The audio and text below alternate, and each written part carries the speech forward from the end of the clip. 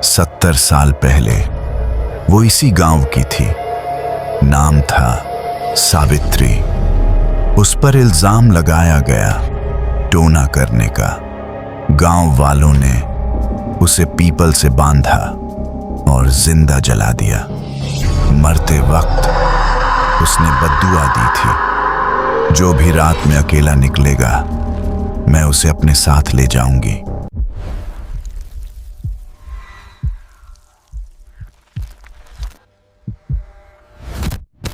लोग कहते हैं हर गांव में एक कहानी होती है, पर कुछ कहानियां सिर्फ सुनी नहीं जाती, ये जाने के लिए छोड़ दी जाती हैं। आज मैं जो कहानी बताने जा रहा हूं वो किसी किताब में नहीं मिलेगी, न ही गूगल पर, क्योंकि जो लोग इसे पूरा जान गए वो कभी बोल ही नहीं पाए। मध्य प्रदेश के एक छोटे से गांव धवलपुर में एक पीपल का पेड़ है। दिन में आम पेड़ जैसा, पर रात को वो पेड़ सांस लेता है और उस पेड़ के नीचे हर अमावस की रात एक औरत बैठती है। लोग उसे पीपल वाली यक्षिणी कहते हैं। धवलपुर में एक अजीब नियम है, सूरज ढलते ही कोई भी बाहर नहीं निकलता। न बच्चे खेलते हैं, न कुत्ते भौंकते हैं, न पत्ते हिलते हैं। गांव वाले कहते हैं रात में जो आवाज सुनाई दे वो इंसान नहीं होती। हर साल कम से कम एक आदमी गायब होता है। न लाश मिलती है, न कपड़ा, बस पीपल के पेड़ के नीचे अगली सुबह ही गीली मिट्टी, जैसे किसी ने जमीन खोदी हो। रोहन एक पत्रकार था, शहर से आया था। लोगों को डर की कहानी में सच ढूंढना पसंद था उसे। गांव वालों ने बहुत रोका, बेटा रात मत निकलना, उस पेड़ के पास मत जाना। रोहन हंसा, यक्षिणी वक्षिणी कुछ नहीं होता। उसने अपना कैमरा उठाया और अमावस की रात पीपल की ओर चल पड़ा। रात के ठीक 12 बजे हवा रुक गई, पीपल के पत्ते अपने आप हिलने लगे। फिर एक आवाज आई, रोहन। आवाज मीठी थी, बहुत मीठी। रोहन का दिल तेज धड़कने लगा। कैमरा कांप रहा था। पेड़ के नीचे एक औरत बैठी थी, सफेद साड़ी, खुले बाल, पैर उलटे और उसकी आंखें पूरी काली।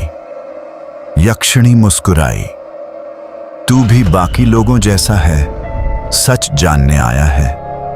उसने अपने बाल हटाए, उसकी गर्दन पूरी जली हुई थी। 70 साल पहले वो इसी गांव की थी। नाम था सावित्री। उस पर इल्जाम लगाया गया टोना करने का।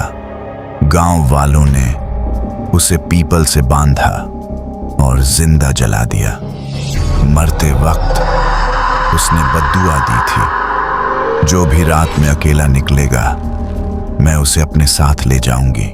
रोहन भागना चाहता था, पर उसके पैर जमीन में धंस चुके थे। यक्षिणी खड़ी हुई, उसकी हड्डियां चरमराईं। पीपल का पेड़ अब आदमी के चेहरे जैसा दिखने लगा।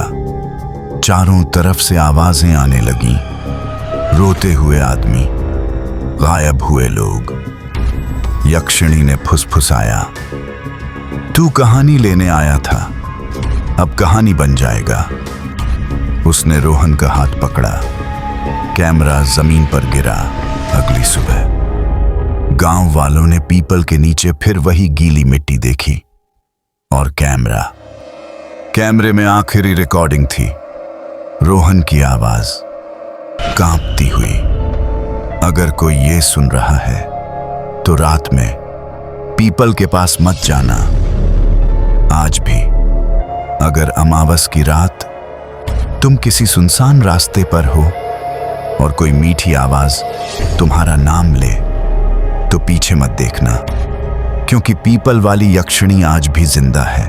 कहानी यहीं खत्म नहीं हुई थी, क्योंकि जिस रात रोहन गायब हुआ उसी रात यक्षिणी ने अपना वादा तोड़ दिया।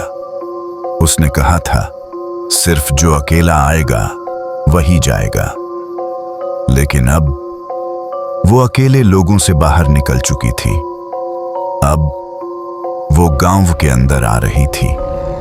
रोहन का कैमरा पुलिस स्टेशन पहुंचा। रिकॉर्डिंग चलाई गई। पहले सब नॉर्मल था, फिर अचानक स्क्रीन काली, और फिर कैमरे में रोहन के पीछे कोई खड़ा दिखा। सफेद साड़ी, खुले बाल, पर इस बार चेहरा नहीं था, सिर्फ एक काली परछाई और बैकग्राउंड में आवाज, अब गांव की बारी है। अगली रात गांव का सबसे पुराना आदमी मरा। शरीर बिल्कुल सही, पर चेहरा डर से पत्थर, मुंह खुला हुआ, आंखें बाहर, और उसके गले पर जले हुए उंगलियों के निशान। पीपल के पत्ते उसके आंगन में गिरे। गांव वाले डर गए। उन्होंने बुलाया कालू बाबा। 50 साल से यक्षिणी प्रेत का काम। बाबा ने पीपल देखा और बस इतना कहा, अब ये आत्मा नहीं, यक्षिणी बन चुकी है। उसने बताया, सावित्री अब एक शरीर ढूंढ रही है, पूरा जिंदा। हर घर के दरवाजे पर एक निशान उभरने लगा, जलन का, 3 उंगलियों का। जिस घर पर निशान सबसे गहरा होता, उसी घर में अगली मौत। गांव में रोना था, दरवाजे बंद, हनुमान चालीसा, पर रात 3 बजे छतों पर चलने की आवाजें।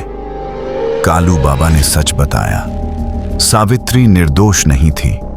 वो टोना जानती थी, पर उसने कभी गलत नहीं किया। गांव वालों ने उसकी जमीन हड़पने के लिए उसे जला दिया। मरते वक्त उसकी आत्मा टूटी, और अब वो इंसाफ नहीं, सबका अंत चाहती है। अमावस की रात एक लड़की गायब। सुबह वो वापस आई, माँ बाप खुश, पर उसकी चाल उलटी थी, और रात को उसकी आवाज बदल गई। वो आईने से बात करती, थोड़ा और वक्त, फिर सब खत्म। कालू बाबा ने पूजा रखी, पीपल काटने की। जैसे ही कुल्हाड़ी चली, हवा चीखी, पेड़ से खून बहा, और लड़की की आवाज, अगर पेड़ गिरा तो पूरा गांव जलेगा। अंत, पीपल आज भी खड़ा है, अध जला। गांव आज भी जिंदा है, अधमरा। और हर अमावस एक घर में दिया अपने आप बुझ जाता है। लोग कहते हैं, सावित्री अब भी अधूरी है, और जिस दिन उसे पूरा जिस्म मिला, उस दिन धवलपुर नाम का गांव नक्शे से मिट जाएगा।